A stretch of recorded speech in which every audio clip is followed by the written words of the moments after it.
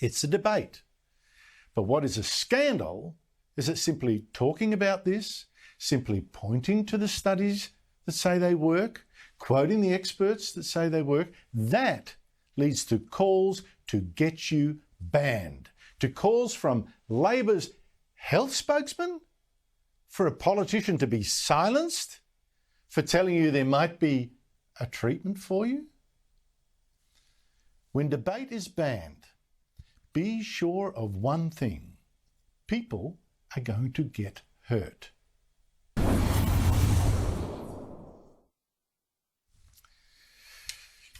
But debate is so dangerous now, or so in danger, that Craig Kelly had to defend himself today in the Federal Liberal Party room, defend himself to MPs of a party that I thought defended free speech, defended debate.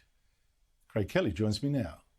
Craig, it's great to see you. In fact, maybe it's even a surprise to me, because I read, not only that I saw the Prime Minister yesterday mocking you, which I thought was pretty shoddy behaviour, I now read that he's got you in today to tell you he's been unhappy with you talking about these treatments, would rather you shut up. Will you shut up? You know, that's not exactly correct, Andrew. That's more of the media, a pile on making up stories. The Prime Minister has been very supportive of me in that speech yesterday. He even said that Craig Kelly is doing a great job in Hughes. But Andrew, I'm not the one giving medical advice. I'm not posting any medical advice. All I'm doing, which I've been doing for an extended period of time now, is posting what are the peer-reviewed scientific studies and what expert opinion from Australia and around the world has been saying. Now, you mentioned there Professor Clancy. Now, this is just not some random professor. This is an emeritus professor at Newcastle University who actually won an Order of Australia for his services to immunology and medicine. He is on the National Academy of Sciences expert list as an immunologist on COVID. I'd say, without doubt, he is our most highly credentialed immunologist in the entire country. And I'd just like to read out what he said the other day, Andrew. He said, this is not my words, this is Emeritus Professor Clancy. He said, quote, direct quote, "From uncertain beginnings, an impressive database has more recently accumulated that strongly supports the use of hydroxychloroquine and or ivermectin." He went on, again a direct quote, "Their use in concert with the vaccines can no longer be denied. Indeed, this is the only science-based option." Now, these are the words of our highest credentialed immunologist in the country, and yet you've got the Shadow Health Minister, Mr Butler, who's come across after failed as the failed climate change Shadow Minister, now taking on health, calling this nonsense and dangerous information. And this cancel culture... Who am I going to believe? Who am I going to believe? Labor's health spokesman having a pot shot at you, and the ABC having a pot shot with you, or an emeritus professor who's actually got an Australian award for services to immunology who says these drugs are safe? Of course I have to believe the ABC. Of course I do. They wouldn't be wrong, would they? Now, all right, that's one citation you've given. You say hydroxychloroquine with zinc, that's important, could save lives when taken early, not later, as some studies were studying, early. Our medical bureaucracies here have said no, they've banned it. What's your evidence beyond this professor that they are wrong? Well, firstly, Andrew, I'm not saying that. Expert professors like Professor Clancy are saying that, and I am putting their information up on my Facebook page. Right? So I make no claims. I don't claim to be a medical expert, but all I'm saying is we have to look at what our experts are actually saying. Now, on hydroxychloroquine, there are 25 published studies into early treatment. All 25 of them, 100%, show that when it's given early, it's an effective treatment. And then you come to ivermectin. There are now 35 published studies, including 17 randomised control studies. And 100% of those studies, all 35 of them, show that ivermectin is highly effective. Now, if I was to get a coin and throw it up in the air and to come up with 35 heads in a row, that would be one chance in 34 billion. But that is what we've got with the treatment with ivermectin. That is what the evidence is. And this evidence is mounting every single day.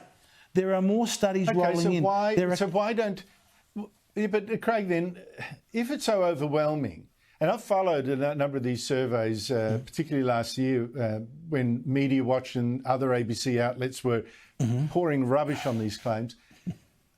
If they're so convincing, why are our own medical authorities not recommending ivermectin and actually banning hydroxychloroquine? Okay, firstly, all the studies go back to a group called our National COVID Evidence Task Force, and they currently have recommendations against hydroxychloroquine and against the use of ivermectin. And that is what all our other medical groups at the state level rely upon to make their decisions. But when you go to, on their own webpage, you go to the justification for that decision. And when it comes to ivermectin, on their own page, in their own admission, they say they've looked at 3 studies. Now, there are now, Andrew, it's not as you said before when Professor Clancy talked about there were 20 studies, there are now 35 studies. So this mob, Andrew, have looked at less than 10% of the evidence. Their recommendations are simply not up to date. Maybe going back several months ago, you could say, look, there's only 3 studies, we can't, that's all we can look at. But as of today, there are 35 studies. It's less than 10% of the evidence our National COVID Evidence Task Force has looked at. Now, where is someone from the media and the ABC getting one of these people from and say, hang on a minute, you guys, why have you only looked at 3 studies out of 35? How come you're ignoring all this evidence from overseas? And even last week, it was in the US, their National Institutes of Health, the prime group in the US, the equivalent to what our National COVID Evidence Task Force is, they actually changed their recommendation on ivermectin from a negative recommendation to a neutral recommendation that frees doctors' hands to prescribe that. And that's ultimately, Andrew, all I am arguing for. It shouldn't be up to me. It should be up to your doctor. The same, exactly, because with these drugs, if administered as per prescription, they are relatively safe. Like hydroxychloroquine has been administered for half a century.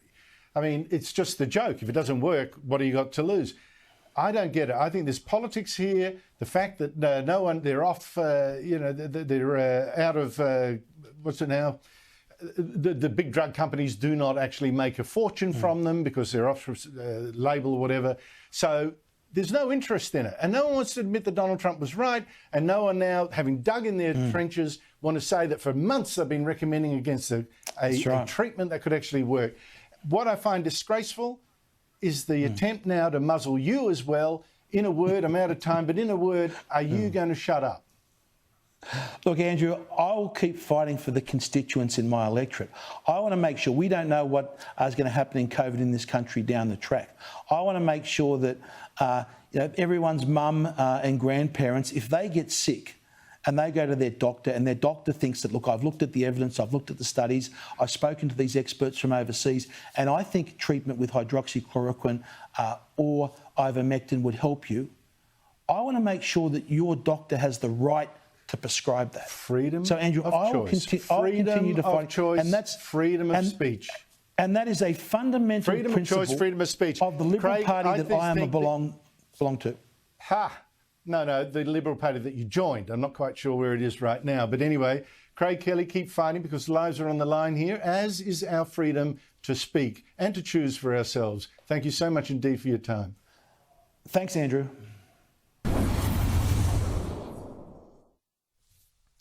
Now,